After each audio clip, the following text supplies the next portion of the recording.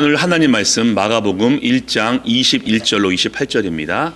마가복음 1장 21절로 28절까지 말씀을 우리 한 절씩 교독하시겠습니다. 그들이 가버나움에 들어가니라. 예수께서 곧 안식일에 회당에 들어가 가르치심에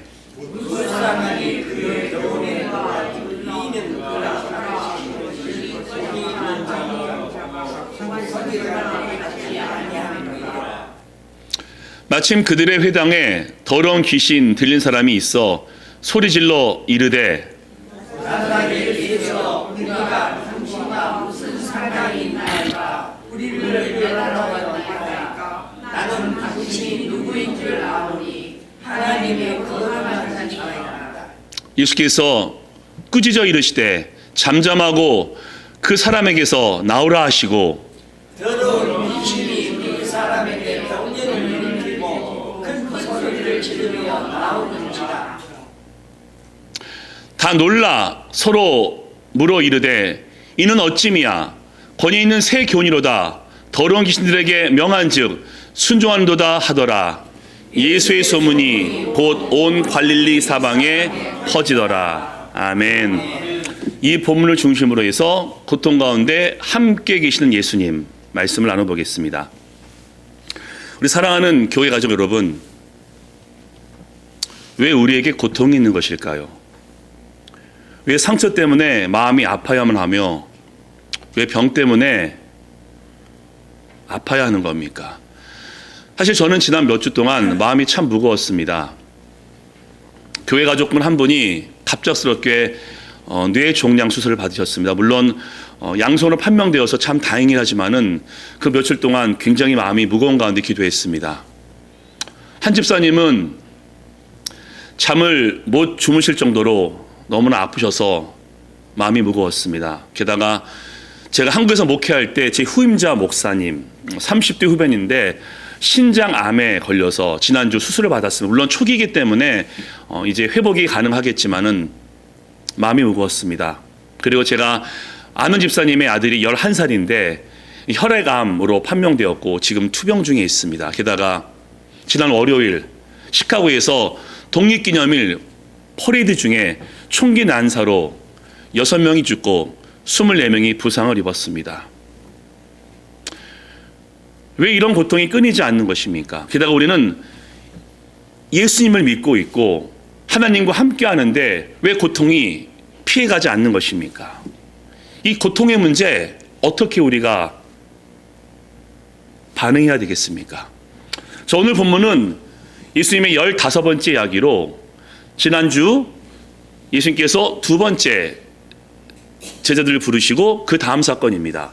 사실 예수님께서 제자들을 부르신 이후에 이 갈릴리에서 많은 사역을 했는데 마태, 마가, 누가, 요한복음 보게 되면요, 이 시간적으로 배열되어 있지 않기 때문에 조금은 헷갈립니다. 그래서 사복음서를 제가 함께 보면서 최대한 시간 순으로 정리해 보았더니 두 번째 제자를 부르신 다음 사건이 바로 오늘의 본문이고 누가복음 4장에 똑같은 사건이 기록되어져 있습니다.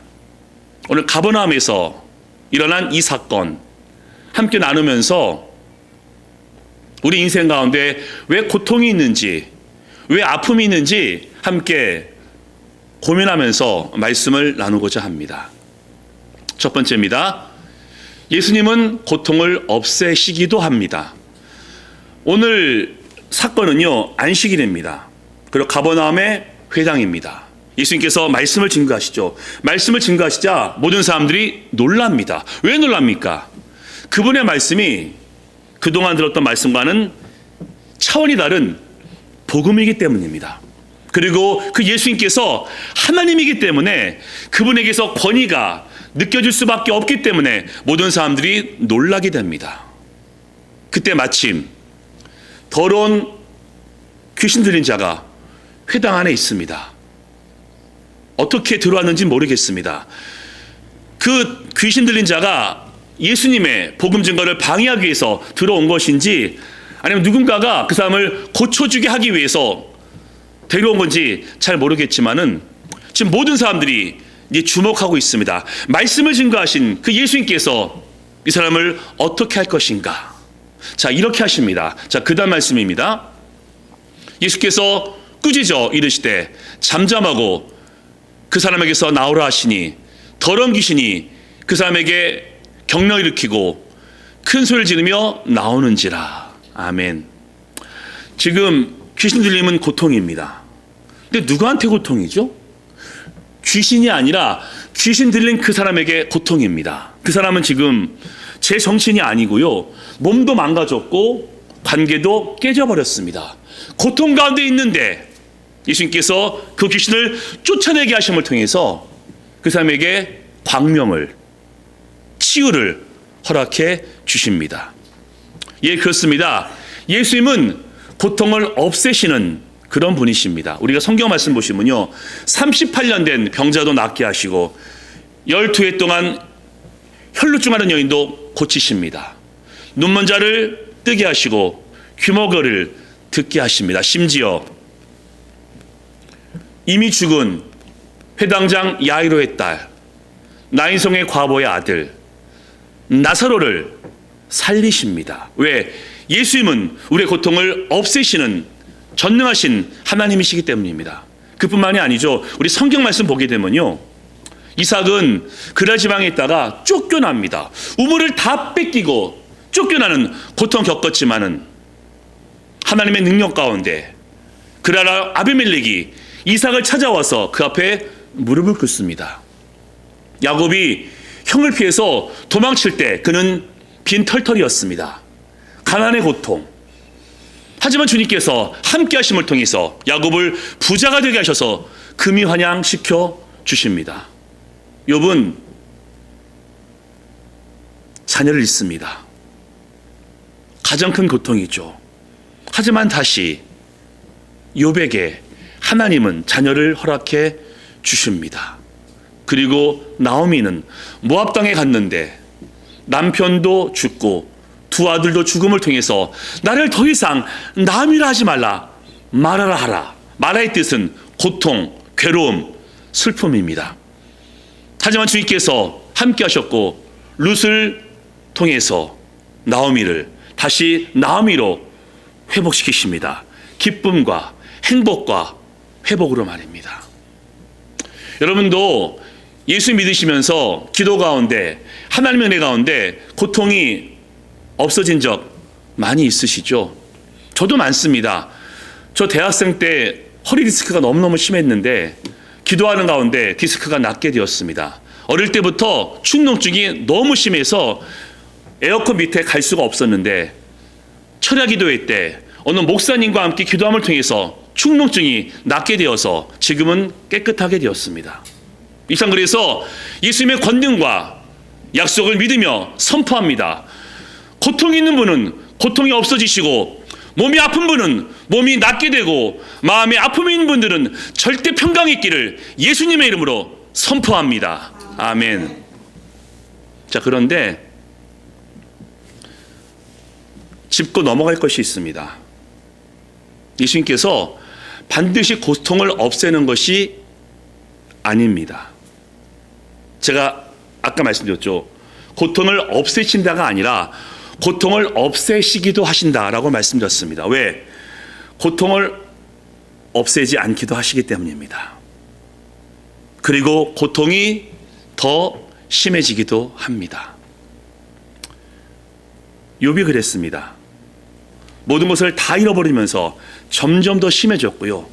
바울도 고통의 연속이었기 때문에 육체에 가시가 있다라고 얘기했습니다. 내론을 말하자면은 심한 안질에 두통에 간질병까지 있었더라고 전승은 전해지고 있습니다.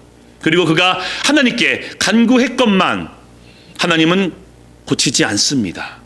또한 빌립보서 4장 12절 말씀 보면은 비천에, 궁핍에, 배고픔에 처했다라고 고백하고 있고, 디모데 후서 4장 13절에는 디모데여 내가 올 때 겉옷을 가져오라고 부탁할 정도로 바울은 가난했습니다. 그렇게 로마 감옥에 갇혀 있다가 순교로 인생을 마무리하니 바울의 인생은 고통의 연속입니다. 다윗도 마찬가지죠. 끊임없이 고통이 있었고 특히 가족 가운데 그런 너무나 큰 고통이 있었습니다. 첫째 아들 암논, 동생 압살롬에 의해서 살해당합니다. 셋째 아들 압살롬, 다윗에게 반역하고 요압에 의해 살해당합니다. 넷째 아들 아도니아, 아버지와 함께 했던 여인 아비넴을 요구하다가 역시 죽게 됩니다. 딸 다말, 암논에게 강간당하죠. 우리 인생도 이와 같이 고통의 연속입니다. 물론 기도함을 통해서 응답되기도 하지만은 고통이 없어지지 않을 수도 있습니다. 오히려 점점 더 심해지고 고통이 더 몰려옴을 통해서 하나님, 이 고통을 없애달라고 기도하지만은 하나님께서 응답하지 아니할 수도 있으니 우리는 이 고통을 어떻게 대해야 합니까? 두 번째입니다. 우리는 고통을 받아들여야 합니다. 고통을 누가 만들었습니까? 하나님이요? 물론 하나님의 크나큰 섭리 가운데서는 맞는 말이지만은 하나님이 고통을 만드시지 않으셨습니다. 여러분, 창조 때 고통이 있었습니까? 하나님이 빛이 있으라 라고 말씀하신 이후에 이 땅을 창조하셨는데 그 땅 가운데 고통과 슬픔이 없었습니다. 에덴 동산 가운데 고통과 슬픔이 없었습니다. 그럼 언제부터 고통이 우리 가운데 있게 되었습니까? 아담과 하와가 죄를 지은 이후로 고통이 이 땅 가운데 발생하게 됩니다. 하와가 죄를 짓자 임신의 고통, 해산의 고통, 남편에게 복종해야 되는 결과가 찾아오게 됩니다. 그리고 아담에게는 이렇게 말씀하십니다. 다음 말씀입니다. 아담에게 이르시되 내가 내 아내의 말을 듣고 내가 내게 먹지 말라 한 나무 열매를 먹었은즉 땅은 너로 말미암아 저주를 받고 너는 내 평생에 수고하여야 그 소산을 먹으리라. 땅이 내게 가시덤불과 엉겅퀴를 낼 것이라. 죄 지은 이유입니다. 죄를 지은 이후에 인간은 땀을 흘리면서 수고를 해야 열매를 거둘 수 있게 되었습니다. 그 전에는 에덴 동산에 열매를 마음껏 따먹을 수 있었는데 죄를 지은 다음에 고통이 찾아오게 되었고 인간은 반드시 일을 해야만 먹을 수 있게 되었습니다. 그리고 땅이 저주를 받습니다. 이 땅이 울부짖고 있습니다. 인간의 죄 때문에 가시덤불과 엉겅퀴를 내기 시작했고 이 땅의 많은 과학자들이 풀 수 없는 자연재해가 이 죄 때문에 발생하게 됩니다. 그리고 가장 심각한 고통은 인간이 흙으로 돌아갈지라 죽음을 경험할 수밖에 없게 되었고 모든 인간이 죄를 범하였음에 하나님의 영광에 이르지 못하는 하나님과의 분리의 고통도 경험하게 됩니다. 이 고통을 우리가 인정해야 됩니다. 죄의 대가입니다. 하나님께 책임을 미루시면 안 됩니다. 인간의 죄 때문에 고통이 찾아왔기 때문에 우리가 천국에 갈 때까지는 이 고통은 우리 삶의 일부인 것을 우리가 인정해야 됩니다. 기쁨이 있으면은 슬픔이 있고 웃음이 있으면은 울음이 있고 행복이 있으면은 고통이 있을 수밖에 없는 것이 우리의 인생인 것을 우리가 인정해야 됩니다.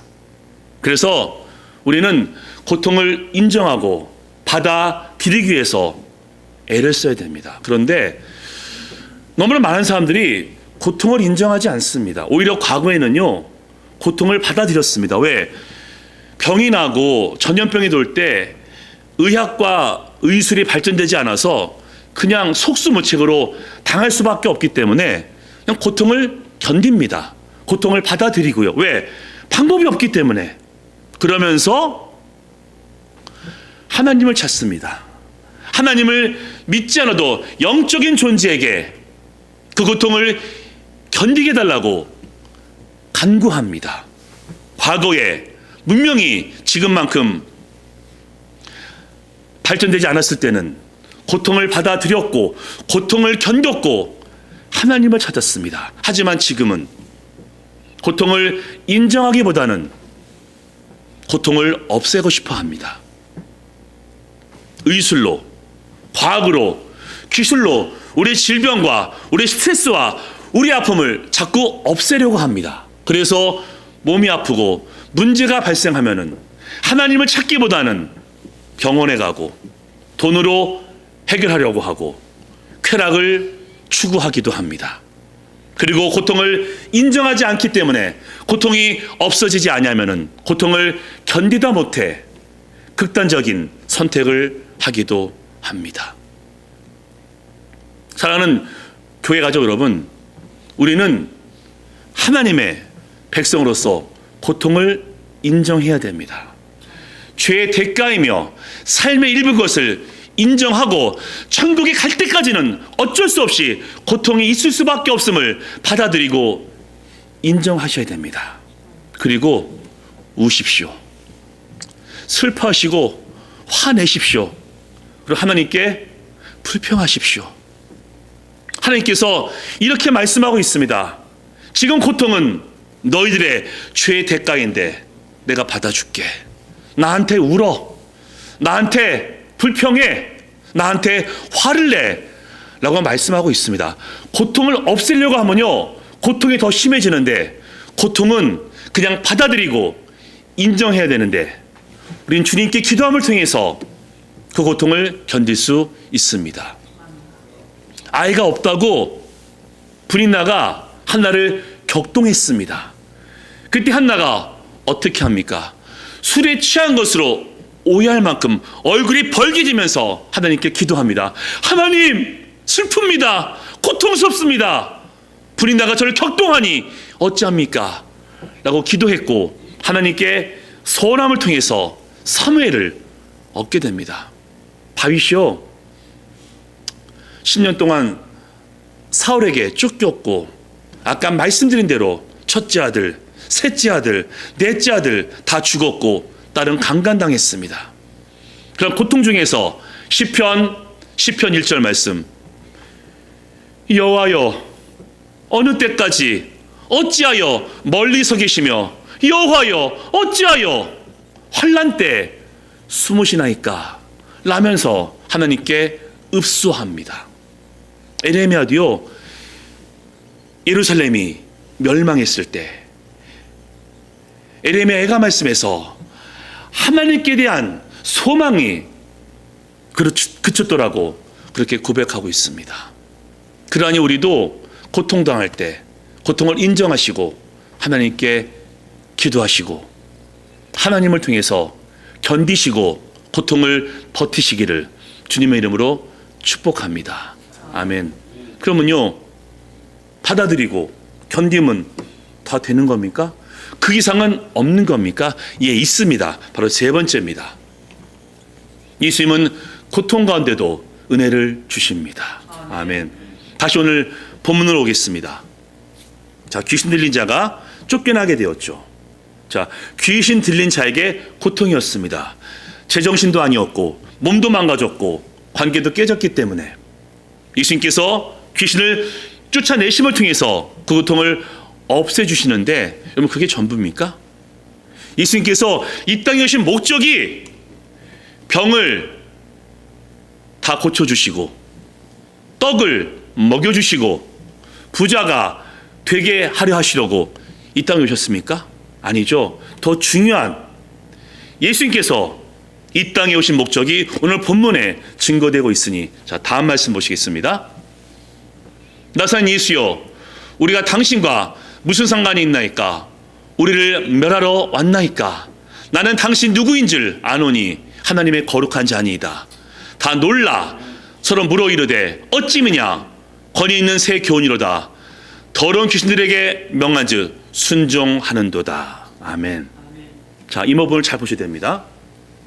자, 이 귀신이 나사렛 예수여라고 하죠. 나사렛은 천대받는 지역이기 때문에 예수님을 지금 업신여기고 있는 겁니다. 나사렛 예수여. 하지만 거룩한 자이심을 인정할 수밖에 없습니다. 왜? 우리를 멸하러 왔나이까. 여러분, 이 고백을 보셔야 됩니다. 왜 이 고통을, 이 아픔을, 이 배고픔을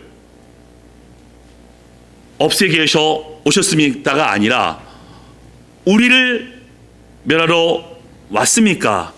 라고 물어보고 있지 않습니까? 영적인 일입니다. 예수님은 배부르게 하시려고, 병을 낫게 하시려고, 부자가 되게 하시려고 이 땅에 오신 것이 주 목적이 아니라 아담과 하와에게 죄를 범해서 하나님에게서 멀어지게 한 마귀를 멸하시기 위해서 이 땅에 오셨고, 우리를 이간질시켜서 하나님에게서 멀어지게 한 마귀를 멸하시기 위해서 이 땅에 오셨고, 우리가 고통당할 때, 우리가 너무너무 힘들어할 때 하나님이 널 버렸어 라고 거짓말하는 그 마귀를 멸하시기 위해서 이 땅에 오셨습니다.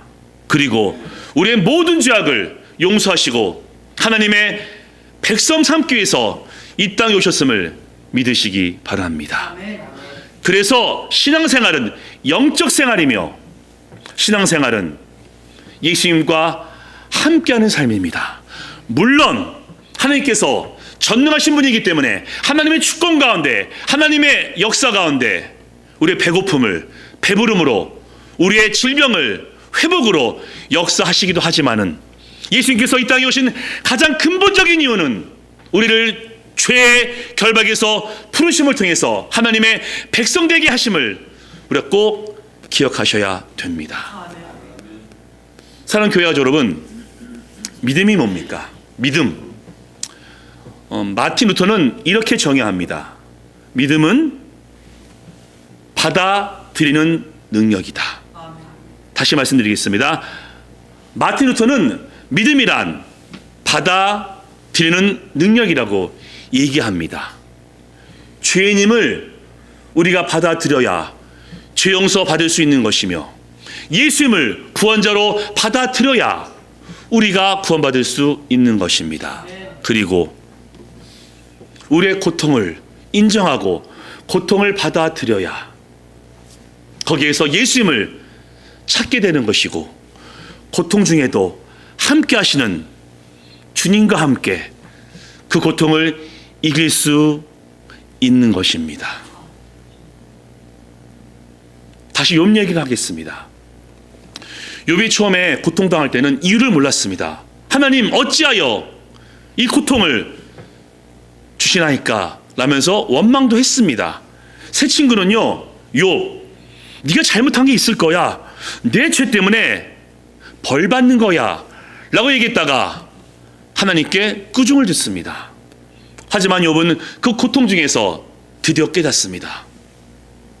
고통은 하나님의 주권, 우리가 감히 이해할 수 없고 범접할 수 없는 하나님의 주권인 것을 그가 깨닫게 되고, 고통은 죄를 지은 인간에게 있을 수밖에 없는 삶의 일부임을 그가 알게 되었고, 무엇보다 고통 중에서 욥은 하나님의 은혜를 더 확실하게, 더 깊이 경험하게 됩니다.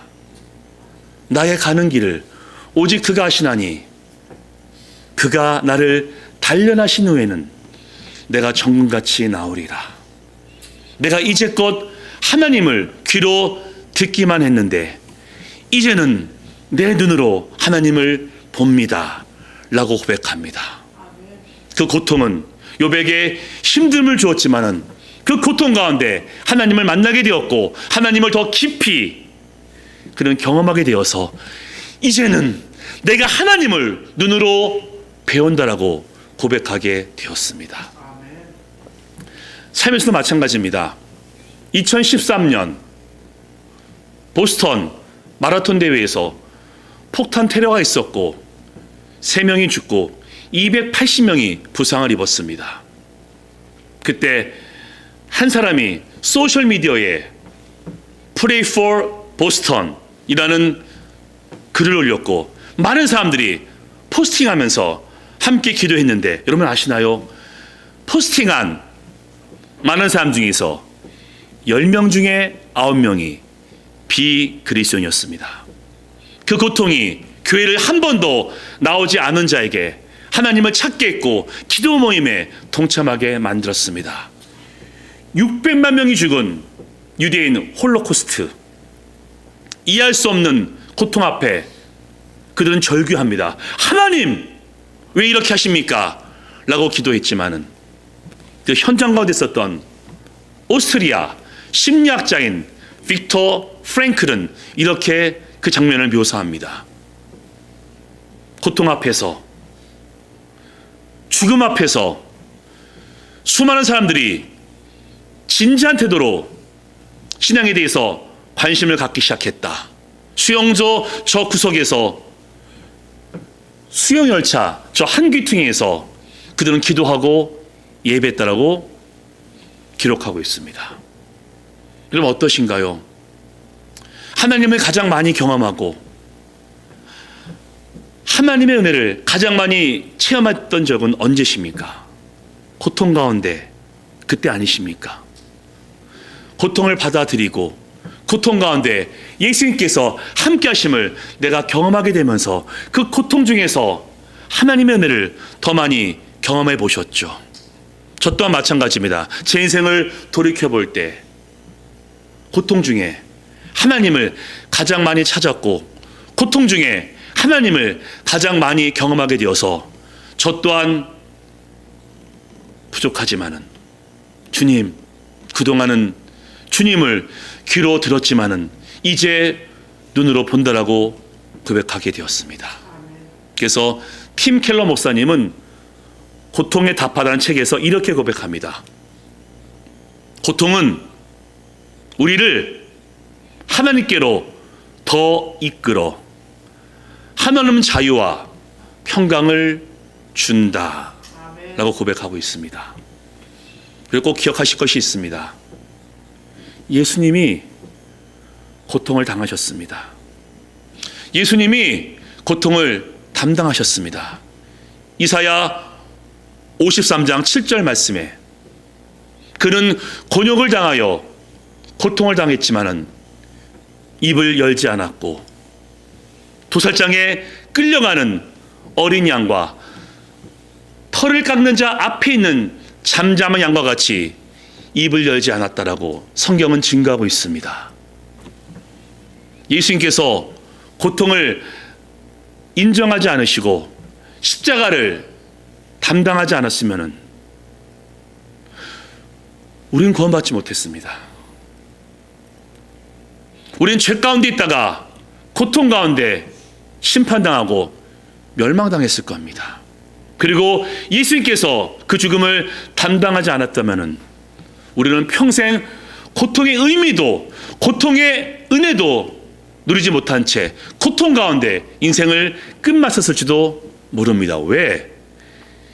피 흘림이 없은즉 죄사함이 없도다 라고 말씀하셨기 때문에 예수님께서 우리를 대신해서 피 흘리심을 통해서 우리 죄가 용서받았음을 다시 한번 믿으시기 바랍니다.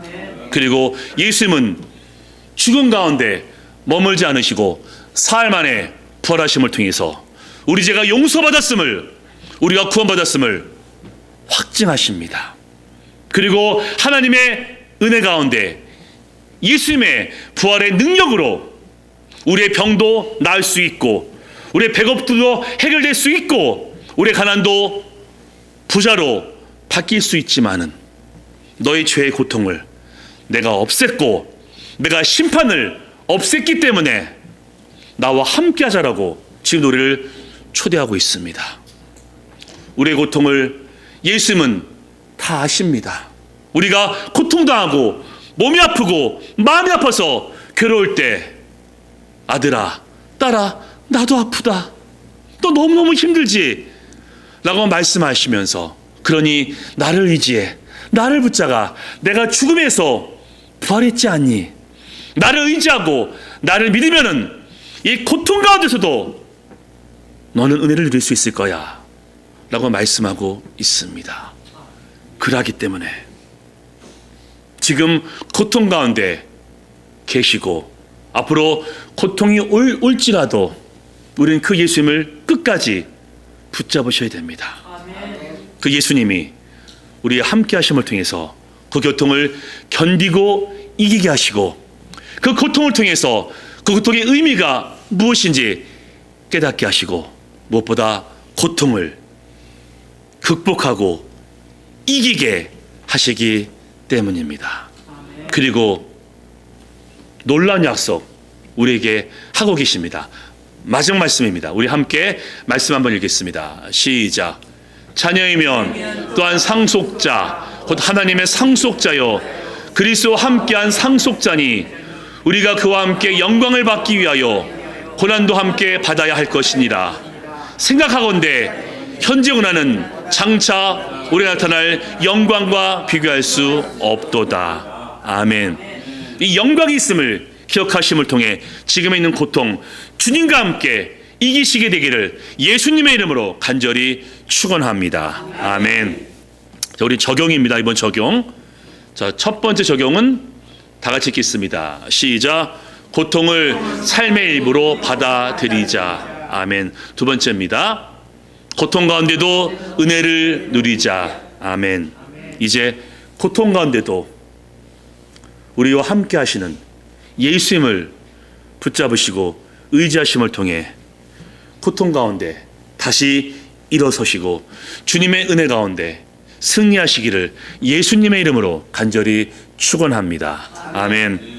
우리 기도하겠습니다.